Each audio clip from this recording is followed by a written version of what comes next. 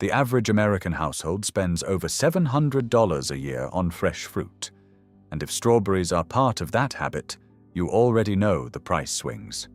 $4 one week, $6 the next, sometimes $8 for organic. That cost compounds year after year, decade after decade, and almost nobody stops to ask whether there is a better option. Not a slightly better option. A fundamentally different one. A berry you plant once and harvest for 40 years. A berry that survives winters that would kill nearly every fruit crop in North America. A berry that most Americans have never heard of, even though entire civilizations have relied on it for centuries. It is called the honeyberry.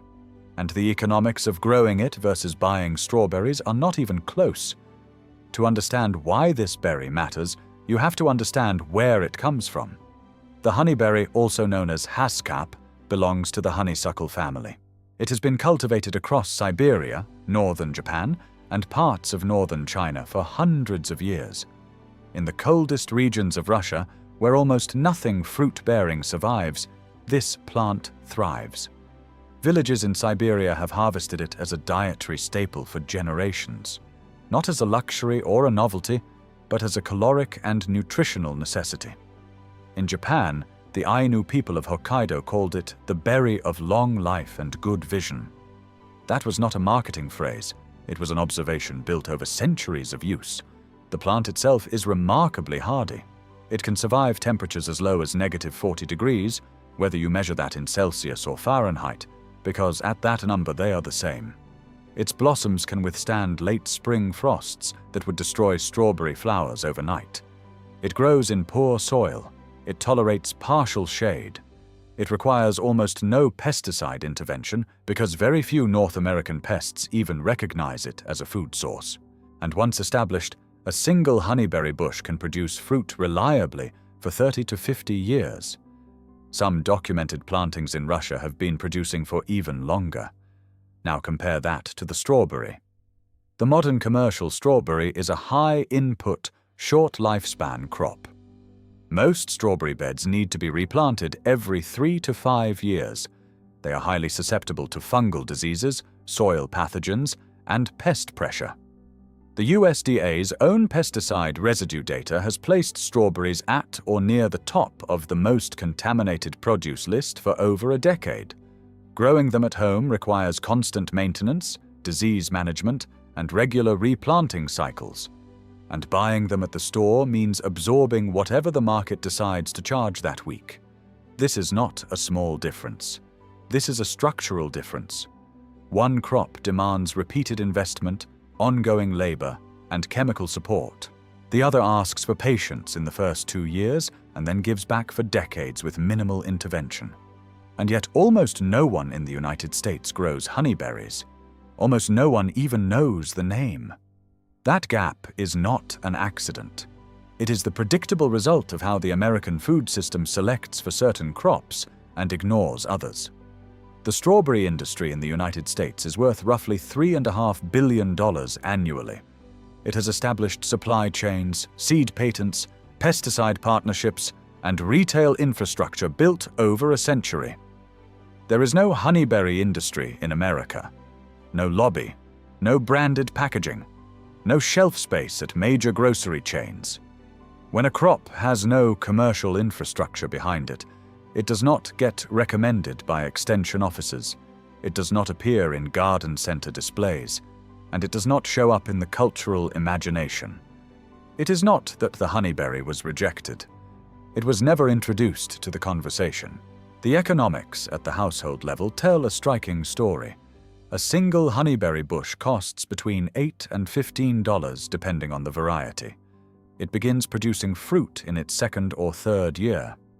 By year 5, a mature bush can yield 5 to 7 pounds of berries per season. A modest planting of 6 to 8 bushes, which fits comfortably in a small backyard, can produce 30 to 50 pounds of fruit annually for decades. Over a 40-year lifespan, the math is straightforward. You are looking at hundreds, potentially over 1,000 pounds of fruit from an initial investment of less than $100. Compare that to 40 years of buying strawberries at retail prices. The gap is enormous, And the nutritional comparison does not favor the strawberry either. Honeyberries contain significantly higher levels of anthocyanins. Their antioxidant content rivals, and in some studies exceeds that of blueberries. They are rich in vitamin C, potassium, and a range of polyphenols linked to reduced inflammation and cardiovascular support. In Japanese research, honeyberry consumption has been associated with improved eye health and circulation, consistent with what the Ainu people observed long before modern science caught up. The flavor is often described as a cross between a blueberry and a raspberry, with a slight tartness that varies by cultivar. Some varieties lean sweeter, others more complex. They make excellent preserves, freeze beautifully, and can be dried or juiced with ease. For households interested in food preservation, which is a rapidly growing practice among Americans over 50, honeyberries offer a reliable, low-maintenance source crop that does not require annual replanting or intensive seasonal labor. There is another layer to this that rarely gets discussed. The strawberry is a shallow-rooted annual cycle crop. It takes from the soil every season and gives very little back. Honeyberry bushes, as perennial woody plants, build root systems that stabilize soil, support microbial networks, and improve ground structure over time. In a country where topsoil loss is measured in billions of tons per year, the choice between a crop that depletes and a crop that builds is not just an economic decision. It is an ecological one. The University of Saskatchewan has spent over 2 decades developing improved honeyberry cultivars specifically suited to North American growing conditions. Varieties like Indigo Gem, Aurora, and Tundra were bred for larger fruit size, better flavor, and higher yields. These are not experimental curiosities. They are proven, field-tested plants that perform across a wide range of climates, from USDA hardiness zones 2 through 8.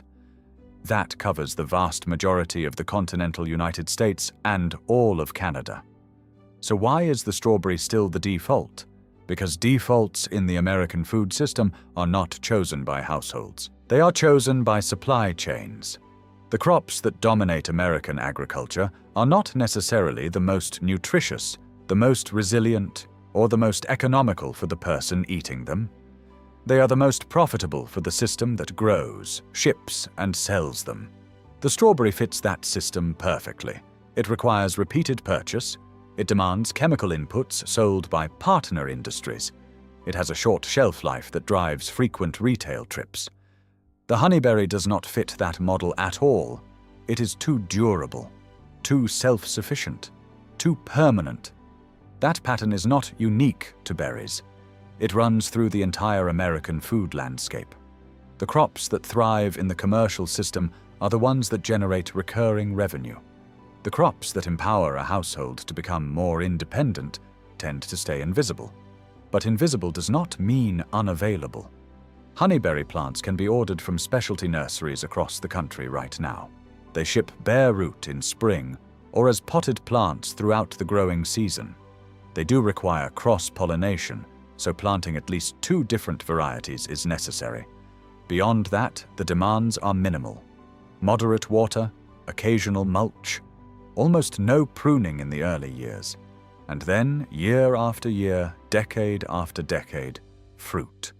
For anyone watching grocery prices climb and wondering whether there is a practical, long-term answer that does not require a full homestead or a radical lifestyle change, this might be the most overlooked starting point in American gardening. 1 weekend of planting, a few years of patience, and then decades of return from a berry that most of the world already knows about, except the country that could benefit from it the most.